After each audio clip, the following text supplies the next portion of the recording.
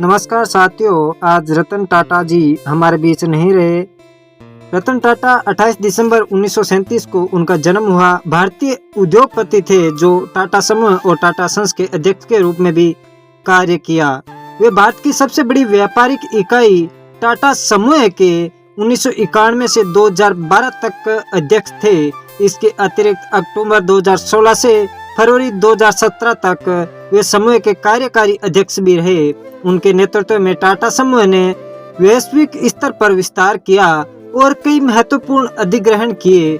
2000 में तीसरा सर्वोच्च नागरिक सम्मान पद्म भूषण प्राप्त करने के बाद 2008 में उन्हें भारत का दूसरा सर्वोच्च नागरिक सम्मान पद्म विभूषण मिला।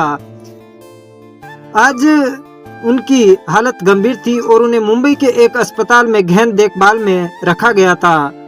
टाटा ने 7 अक्टूबर 2024 को कहा था कि वे अपनी उम्र और संबंधित चिकित्सा स्थितियों के कारण नियमित चिकित्सा जांच करवा रहे थे।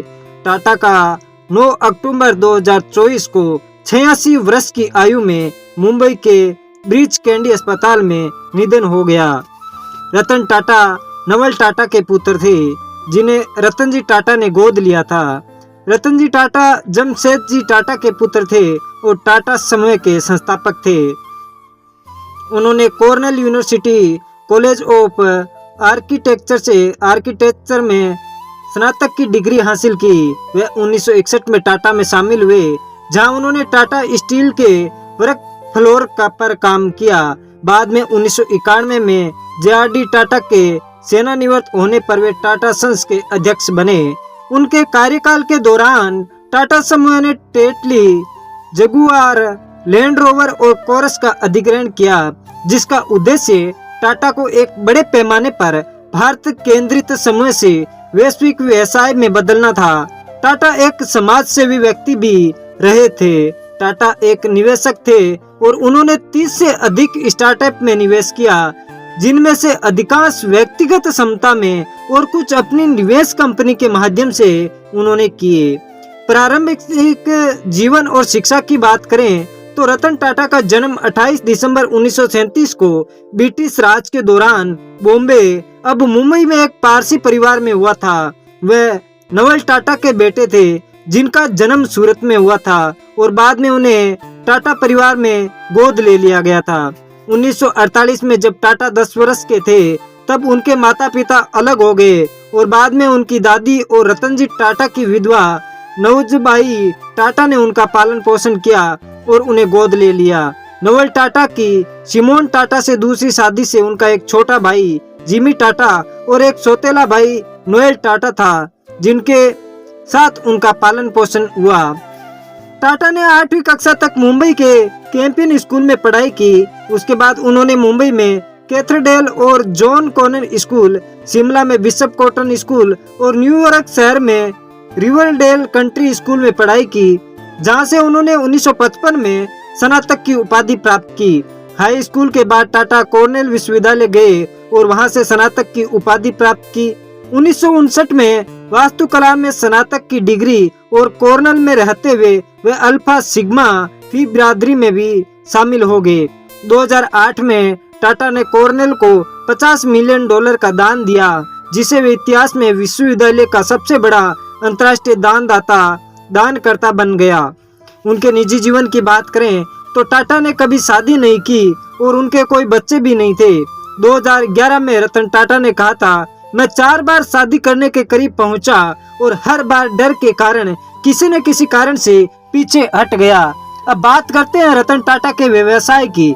1970 के दशक में रतन टाटा को टाटा समूह में प्रबंधकीय पद पर नियुक्त किया गया।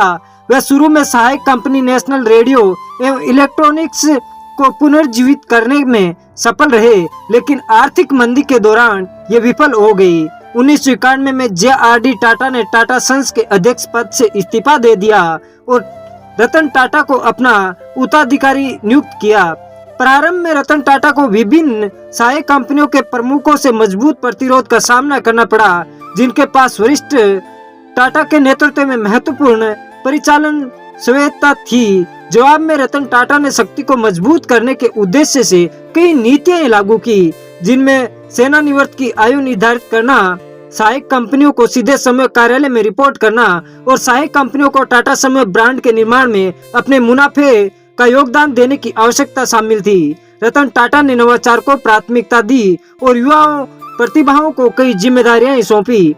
उनके नेतृत्व में सहायक कंपनियों के बीच ओवरलैपिंग संचालन को कंपनी व्यवसाय संचालन में सुव्यवस्थित किया गया। साथ ही समूह ने वैश्वीकरण पर ध्यान केंद्रित करने के लिए असंबंधित व्यवसायों को छोड़ दिया। 21 वर्ष तक टाटा समूह का नेतृत्व करते हुए राजस्व 40 गुना से अधिक और लाभ 50 गुना से अधिक बढ़ गया। जब रतन टाटा ने कंपनी की कमान संभाली तो अधिकांश बिक्री कमोडिटी बिक्री थी, लेकिन उनके कार्यकाल के अंत तक अधिकांश बिक्री ब्रांडों से हुई। उनके नेतृत्व में टाटा टी ने टेटली का अधिग्रहण किया, टाटा मोटर्स ने जगुआर लैंड रोवर का अधिग्रहण किया और टाटा स्टील ने कोरस का अधिग्रहण किया। इन अधिग्रहणों ने टाटा को मुख्य रूप से भारत केंद्रित समूह से एक वैश्विक व्यवसाय में बदल दिया, जिसका 65% से अधिक राजस्व अंतर्राष्ट्रीय परिचालन और बिक्री से आता था।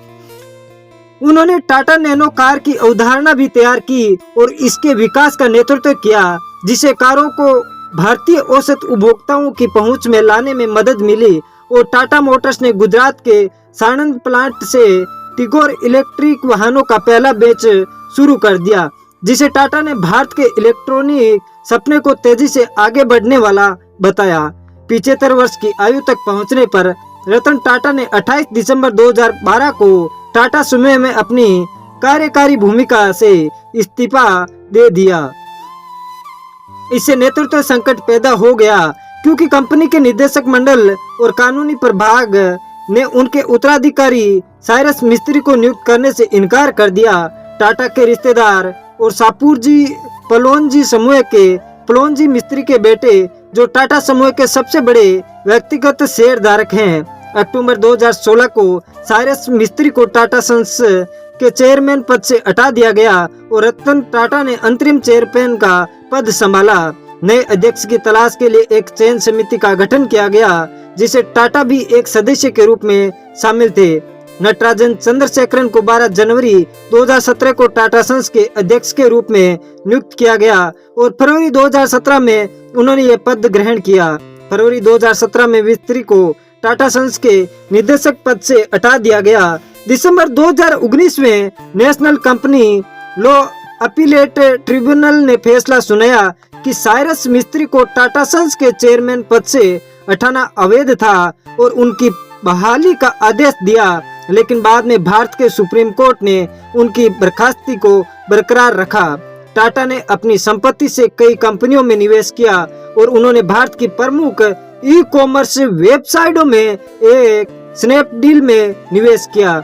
जनवरी 2016 में उन्होंने टी बॉक्स, एक ऑनलाइन प्रीमियम भारतीय चाय विक्रेता, और कैश करो कॉम, एक डिस्काउंट कूपन और कैश बैक वेबसाइट में भी निवेश किया।